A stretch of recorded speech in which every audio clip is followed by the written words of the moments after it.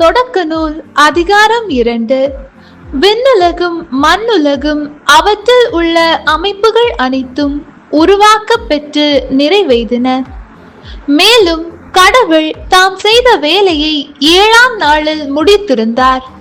அவர் தாம் செய்த வேலைகள் அனைத்தையும் நிறைவு பெறச் செய்து 7ஆம் நாளில் ஓய்ந்திருந்தார். கடவுள் 7ஆம் நாளுக்கு ஆசி வழங்கி அதை புனிதப்படுத்தினார். ஏனெனில் கடவுள் தாம் செய்த படைப்பு வேலைகள் அனைத்தையும் நிறைவு பெறச் செய்து அந்நாளில்தான் ஓய்ந்திருந்தார். இவையே விண்ணுலக மண்ணுலக படைப்பின் தோற்றமுறையாம். இவையே விண்ணுலக மண்ணுலக படைப்பின் தோற்ற முறைமையாம். ஆண் பெண் படைப்பு.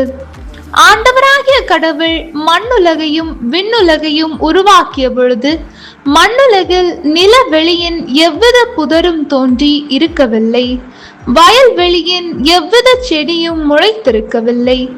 ஏனெனில் ஆண்டவராகிய கடவுள் மண்ணுலகின் மேல் இன்னும் மழை பெய்விக்கவில்லை. மண்ணை பண்படுத்த மானிடர் எவரும் இருக்கவில்லை. ஆனால் நிலத்திலிருந்து மூடு பனி எழும்பி நிலம் முழுவதையும் நனைத்தது.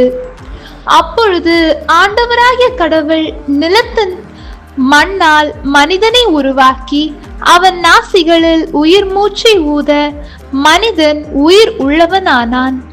ஆண்டவராகிய கடவுள் கிழக்கே இருந்த ஏதேனில் ஒரு தோட்டம் அமைத்து தாம் உருவாக்கிய மனிதனை அங்கே வைத்தார்.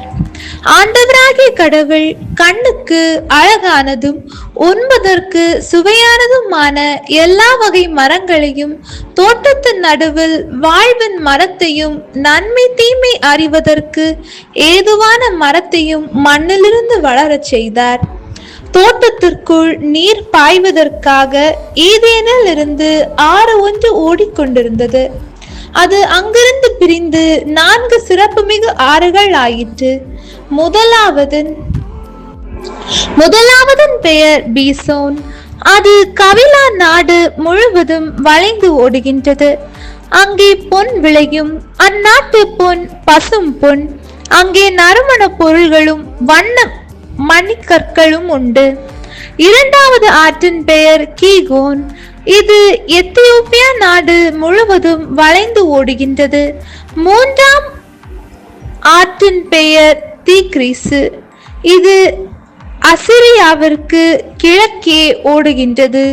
நான்காவது ஆறு யூப்ரத்தீசு. ஏதேன் தோட்டத்தை பண்படுத்தவும் பாதுகாக்கவும் ஆண்டவராகிய கடவுள் மனிதனை அங்கு கொண்டு வந்து குடியிருக்க செய்தார்.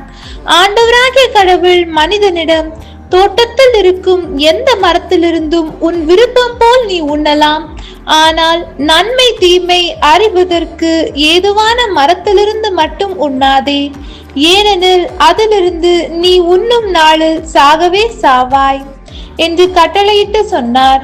பின்பு ஆண்டவராகிய கடவுள், மனிதன் தனிமையாக இருப்பது நல்லதென்று, அவனுக்கு தகுந்த துணையை உருவாக்குவேன் என்றார். ஆண்டவராகிய கடவுள் மண்ணிலிருந்து எல்லா காட்டு விலங்குகளையும் வானத்து பறவைகளையும் உருவாக்கி அவற்றிற்கு மனிதன் என பெயரிடுவான் என்று பார்க்க அவற்றை அவனிடம் கொண்டு வந்தார். உயிருள்ள ஒவ்வொன்றுக்கும் அவன் என்ன பெயரிட்டானோ அதுவே அதன் பெயராயிற்று. கால்நடைகள், வானத்து பறவைகள், காட்டு விலங்குகள் ஆகிய எல்லாவற்றிற்கும் மனிதன் பெயரிட்டான். தனக்கு தகுந்த துணையையோ மனிதன் காணவில்லை. ஆகவே ஆண்டவராகிய கடவுள் மனிதனுக்கு ஆழ்ந்த உறக்கம் வரச் செய்து அவன் உறங்கும் பொழுது அவன் விலா எலும்பு ஒன்றை எடுத்துக்கொண்டு எடுத்த இடத்தை சதையால் அடைத்தார். ஆண்டவராகிய கடவுள் தாம் மனிதனிடமிருந்து எடுத்த விலா எலும்பை ஒரு பெண்ணாக உருவாக்கி மனிதனிடம் அழைத்து வந்தார்.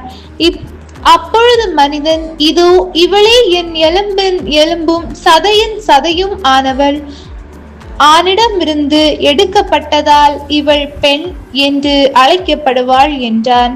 இதனால் கணவன் தன் தாய் தந்தையை விட்டுவிட்டு தன் மனைவியுடன் ஒன்றித்திருப்பான். இருவரும் ஒரே உடலாய் இருப்பர். மனிதன் அவன் மனைவி ஆகிய இருவரும் ஆடையின்றி இருந்தனர். ஆனால் அவர்கள் வெட்கப்படவில்லை. ஆண்டவரின் அருள்வாக்கு. இறைவா உமக்கு நன்றி.